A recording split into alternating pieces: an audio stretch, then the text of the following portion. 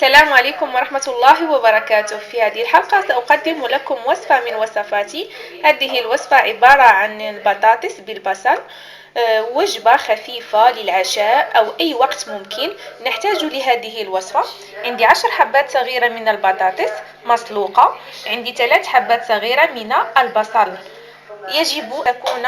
في هذه الوصفة يجب أن تكون البطاطس والبصل من الحجم الصغير لأنها تعطي لذة أكثر.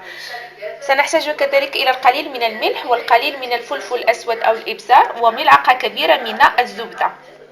أول شيء سوف أقوم بتقطيعها دوائر هكذا. سوف أخذ مقلاة دوائر رقيقة. بعد أن قمت بتقطيع البصل دوائر سوف أضيف لها ملعقة من الزبدة والقليل من الملح والفلفل الأسود، وسوف أضعها فوق نار حتى تنسجم العناصر مع بعضها.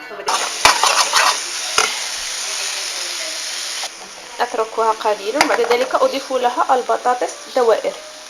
تابعوا معي. سأقوم بتقطيع البطاطس دوائر بهذا الشكل هكذا.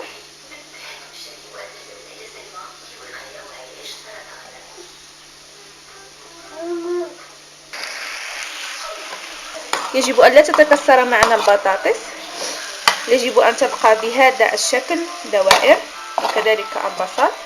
سوف أتركها تقريبا دقيقتين وبعد ذلك أقدم الطبق. هذا هو الشكل النهائي للبطاطس بالبصل، صراحة لذيذة جدا. لا تنسوا الاشتراك معنا بالقناة ليصلكم كل جديد والضغط على زر لايك للمزيد من التشجيع. دمتم في رعاية الله وإلى اللقاء.